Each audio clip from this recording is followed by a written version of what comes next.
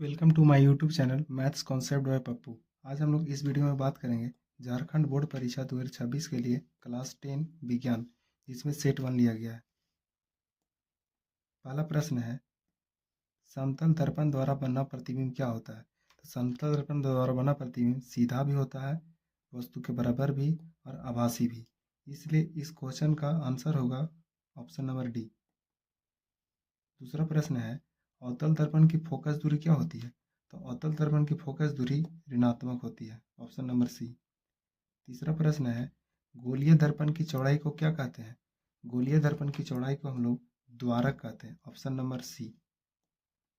अवतल लेंस में आवर्धन बराबर होता है, अवतल लेंस का आवर्धन होता है v बटा u, ऑप्शन नंबर बी। आंख के रंगीन भाग को क्या कहते हैं? आंख के रंगीन भाग को आइरिस कहते हैं। नेत्र गोलक के लंबा होने के कारण कौन सा दृष्टि दोष उत्पन्न होता है? नेत्र गोलक के लंबा होने के कारण निकट दृष्टि दोष उत्पन्न होता है। प्रिज्म द्वारा किस रंग का विचलन सबसे अधिक है? तो प्रिज्म द्वारा लाल रंग का विचलन सबसे अधिक है और बैंगनी रंग का विचलन सबसे कम है। सबसे कम विचलन किसका है? तो बैंगनी रंग का। अगला प्रश्न है, विद्युत आवेश का एसआई मात्रक क्या है? तो विद्युत आवेश का एसआई मात्रक होता है coulomb, option number C. Volt होता है विभवांतर का, विभवांतर का एसआई मात्रक होता है वोल्ट। ओम होता है प्रतिरोध का एसआई मात्रक, प्रतिरोध का एसआई मात्रक होता है ओम। एम्पियर होता है विद्युत धारा का एसआई मात्रक, विद्युत धारा का एसआई मात्रक होता है एम्पियर। अगला प्रश्न है, विभवांतर मापने वाला यंत्र को क्या कहते हैं? विभवांतर मापने वाला यंत्र को कहते हैं voltmeter, option number B. Ammeter बोलते हैं विद्युत धारा को मापने वाला, विद्युत धारा को मापने वाला। गैल्वेनोमीटर बोलते हैं विद्युत धारा की उपस्थिति को मापने वाला, विद्युत धारा की उपस्थिति को मापने वाला, उपस्थिति और दिशा, उपस्थिति और दिशा। अगला प्रश्न है, एक यूनिट ऊर्जा का मान क्या है? एक यूनिट ऊर्जा का मान होगा 3.6 गुने 10 के पावर 6 जूल। अगला प्रश्न, लघु पतन के समय परिपथ में विद्युत धारा का मान क्या हो जाता है? परिपथ में विद्युत धारा का मान बहुत अधिक बढ़ जाता है। अगला प्रश्न है, कैल्शियम कार्बोनेट कैल्शियम ऑक्साइड और कार्बन डाइऑक्साइड में टूटा है, तो वो किस प्रकार का अभिक्रिया है? यह वियोजन अभिक्रिया है। अगला प्रश्न है, चांदी के ऊपर काली परत का चढ़ना क्या चीज का उदाहरण है? चांदी के ऊपर काली परत का चढ़ना एक संक्षारण का उदाहरण है। अगला, जल के विद्युत अपघटन में कैथोड पर कौन सी गैस मुक्त होती है? तो कैथोड पर हाइड्रोजन गैस और एनोड पर ऑक्सीजन गैस, एनोड पर ऑक्सीजन गैस। अगला, कौन सा पदार्थ लाल लिटमस पत्र को नीला कर देता है? तो क्षार लाल लिटमस पत्र को नीला कर देता है।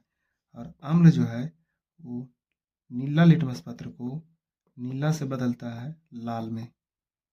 और लवण जो है वो नो चेंज, कोई भी चेंज यानी कोई भी बदलाव नहीं करता है। अगला, अम्ल के जलीय विलयन में कौन सा आयन उत्पन्न होता है? अम्ल के जलीय विलयन में हाइड्रोजन प्लस आयन उत्पन्न होता है। और क्षार के जलीय विलयन रहेगा तो OH माइनस, यानी क्षार के जलीय विलयन, क्षार के जलीय विलयन में hydroxide ion OH minus ion उत्पन्न होगा, विलयन। अगला क्वेश्चन है, बेकिंग सोडा का रासायनिक सूत्र है, बेकिंग सोडा का रासायनिक सूत्र है NaHCO3, sodium bye carbonate. NaCl जो है वो सोडियम क्लोराइड है, यानी साधारण नमक, साधारण नमक। CaOCl2 ब्लीचिंग पाउडर है, bleaching powder. Calcium oxychloride, bleaching powder. अगला, Na2CO3 × 10H2O, ये धोवन सोडा है, धोवन सोडा। सोडियम कार्बोनेट डेकाहाइड्रेट, धोवन सोडा। अगला प्रश्न है, निम्न में कौन सा धातु सबसे तन्य है? सबसे तन्य धातु सोना है। 1 ग्राम सोना को 1 ग्राम सोना लगभग 2 किलोमीटर तक खींच करके तार के जैसा लंबा कर सकते हैं। तांबा का यूज किया जाता है विद्युत के तार में यानी बिजली के तारों में तांबा का यूज करते हैं। जस्ता का यूज करते हैं, पॉलिश करते थे लोहा के ऊपर जंग से बचाने के लिए विद्युत लेपन किया जाता है, जंग से बचाने के लिए। अगला प्रश्न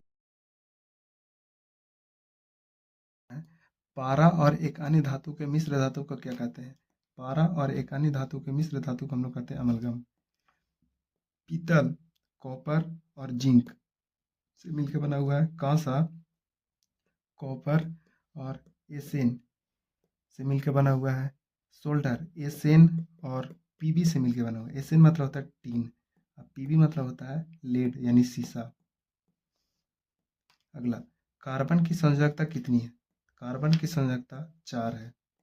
अगला,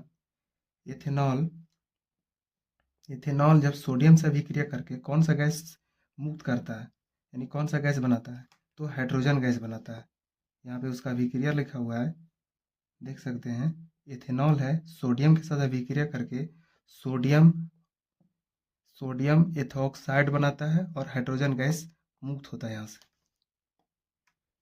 अगला क्वेश्चन है, विषमपोषी जीव अपने पोषण के लिए प्रत्यक्ष रूप में आश्रित रहते हैं। किसके ऊपर आश्रित रहते हैं? हरे स्वपोषी पौधे पर। इस क्वेश्चन का ऑप्शन आंसर होगा सी। अगला क्वेश्चन है, पीत रस का स्राव होता है यकृत द्वारा। अगला है, मानव हृदय में कितने कोष्ठक होते हैं? मानव हृदय में 4 कोष्ठक होते हैं। मानव में बुद्धि एवं चतुराई, यहाँ पे लिखा हुआ होना चाहिए चतुराई। मानव में बुद्धि एवं चतुराई का केंद्र है तो सेरिब्रम है। इसका ऑप्शन होगा ए, सेरिब्रम। घेघा रोग किसके कमी से होता है? घेघा रोग आयोडीन की कमी से होता है। मानव मादा में निषेचन कहाँ होता है? तो मानव मादा में निषेचन फैलोपियन नली में होता है। मुकुलन द्वारा अलैंगिक जनन होता है। मुकुलन द्वारा अलैंगिक जनन ईस्ट में होता है। किस जीव के विशेषक पर किसका प्रभाव पड़ता है? किसी कोई जीव है तो उसके विशेषक यानी खास हो उसके लिए किसका प्रभाव पड़ता है? तो कि माता का भी और पिता का भी, यानी ऑप्शन नंबर सी दोनों का होना चाहिए। प्राथमिक उपभोक्ता कहलाते हैं, प्राथमिक उपभोक्ता शाकाहारी कहलाते हैं।